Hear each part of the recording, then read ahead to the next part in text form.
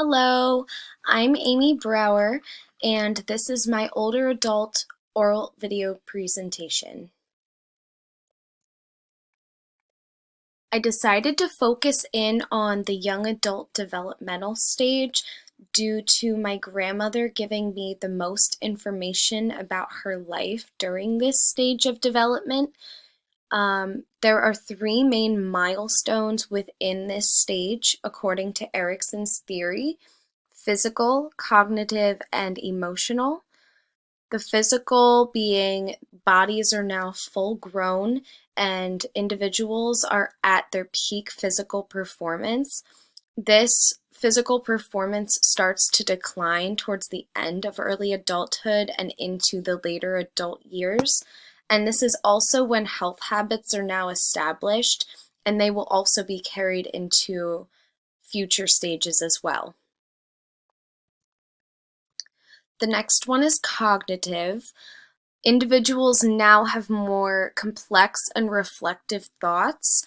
They are more able to use logic and reasoning when making decisions, especially compared to their childhood and adolescent stages.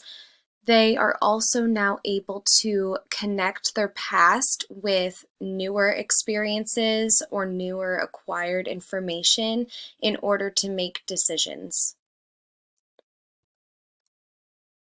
The next is emotional. Individuals are now more capable of controlling their emotions, especially compared to their adolescent stage. Children and adolescents really can't regulate their emotions the way that young adults and older adults are able to. Um, During this stage, individuals are also developing more close and intimate relationships with others in hopes of finding a significant other and partner to spend their life with. They are also starting to establish independence, even if they are not fully independent at this time in their life. And they're really starting to search for their self-identity, and they're figuring out who they are as an individual, what they want in life, what their future goals are. So during this stage, there's a lot of identity exploration. Since it's the stage between adolescence and adulthood, they are starting to feel a sense of independence, even if they are not fully independent at this time. They are looking into and considering future professional opportunities. They're thinking about their personal relationships and who they want in their life. They are also working on fulfilling those social needs and finding their inner strengths in order to work towards their future goals in hopes of achieving them during their adulthood stages. When interviewing my grandmother, she gave me the most information about her life within this stage, and as a young adult, she seemed to have the most highlights of her life within this time of this period. She attended college, she met my grandfather, and they got married. She moved to another state with him for a job opportunity. She found a job that was related to her field of study, and she also started a family. So, two of the difficult challenges that stood out to me within our interview that seemed to be shaped into accomplishments in the long run were her moving away from her family and friends and also starting a family of her own. So, when she moved away from her friends and family the first time, it was to go to school and to receive a higher education. At this point, when she was a freshman, she really felt the need to go home almost every weekend. They didn't have computers or cell phones to contact loved ones on a regular basis. So she really felt she needed to keep in contact and to see those familiar faces during this point in her life. Um, she then started to grow up and she learned a sense of independence while focusing on herself and her studies. And this is when she really started to develop more friendships while also staying in touch with those older friends from grade school. Um, she was focusing on herself, and this is when she met my grandfather, and they were studying at the same university. So the two of them decided to get married, and they moved away together to another state. And this was the second time that she moved away from family and friends.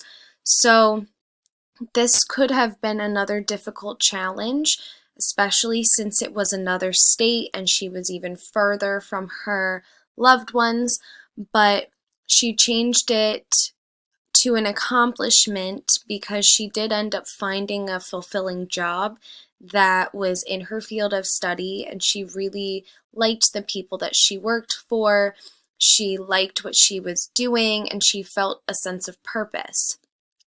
The other difficult challenge that arose during this stage in her life was starting a family. She really liked this job that she had in a laboratory. She was researching viruses, and she felt like what she was doing was important, and she got pregnant. So my grandfather and my grandmother both decided that it would be best if she was a stay-at-home mother and supported the family by raising the children, and my grandfather was the one who would work and support the family financially. So during this stage, it was a little bit difficult for her since she did like her job. She was worried about giving it up, but once she was a mother, she sought out other stay-at-home mothers, and she sought out other groups of people with similar interests that she had to connect with people with like-minded ideas and hobbies. So this was the stage when she also really got in touch with her spirituality, and she had grown up going to church with her family, but this is when she started to really attend church on a weekly basis, and she joined Bible study groups to connect with others. So that was a way that she turned another difficulty into an accomplishment. So during each of Erikson's stages of development, there is a psychosocial crisis at play. During the young adulthood stage, the crisis is intimacy versus isolation. So during this time, young adults are looking for those intimate relationships and bonds with others. They are learning how to compromise with others, especially their significant other, without compromising their own identity, their own values, and beliefs. Without this intimacy, these young adults are really at risk for isolation as they move throughout their life onto different stages of development. One of the studies that I used for this project found that loneliness really can occur regardless of where an individual lives and resides. So that socialization and finding that sense of community is crucial to proper development. And once these needs are met in young adulthood, it results in a healthier psychological and cognitive health into the later adult years. So there are some biopsychosocial factors that are also at play. There are different issues of diversity that can facilitate or inhibit the psychosocial crisis. So On the biological level, my grandmother, she is female, she is Caucasian, she lived a very healthy lifestyle at this point in her life. She gave birth to two children, and on the psychological level, she developed normally, cognitively and emotionally, but she also struggled with high anxiety due to her self-image and weight loss. She really didn't like the way she appeared, and she always felt like she had extra weight on her, especially after giving birth. So practicing her spirituality and having that sense of community with the church really helped as a coping mechanism. On the social level, she again was very involved with the church and her community by seeking out different groups of people that she felt connected to. She also had very healthy relationships with those people in the groups, as well as family and friends. She lived in a very happy marriage, and she also worked in a laboratory and felt like she was fulfilling her purpose, working on important important work. So she really felt like on a social level, she was feeling very fulfilled. So oppression could have shaped my grandmother's life in a few ways. She did receive a higher education. She was fortunate enough to go to college, and this was due to her social her social class rather. But also she did reach a invisible glass ceiling in her career. She wanted to continue on, but she could not move up higher in her career without another degree. Also, once she got pregnant, she did have to leave her job, and family became her number one priority. So, these social relationships that she had gained along the way really worked as coping mechanisms for the anxiety that she had in other aspects of her life.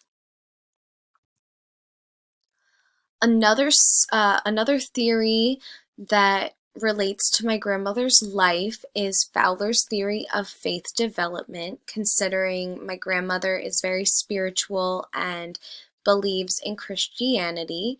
So, this theory describes different stages in which individuals go through in order to find their spirituality and what they resonate with. So, stage 5 of this theory, the individuative reflective faith, happens in early adulthood, and this is when individuals are starting to think about their personal beliefs and their faith more critically, and they are using things that they were taught prior to um, forming their own personal beliefs, and they are comparing their own interpretation of the spirituality to what they had been taught growing up. And my grandmother was raised as a Christian, and her family took her to church throughout her childhood years, but also she really gained that sense of spirituality once she hit young adulthood.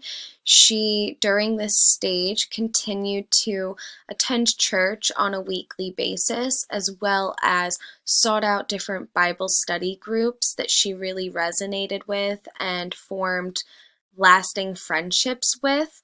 And now, even as an older adult, she continues to volunteer and attend church weekly. Back to Erikson's theory, he had some limitations within this theory.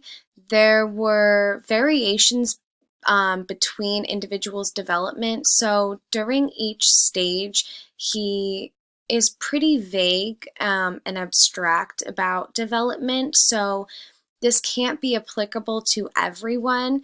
And he claims that unresolved crises in each stage will carry on to the next stage, which is also not the case.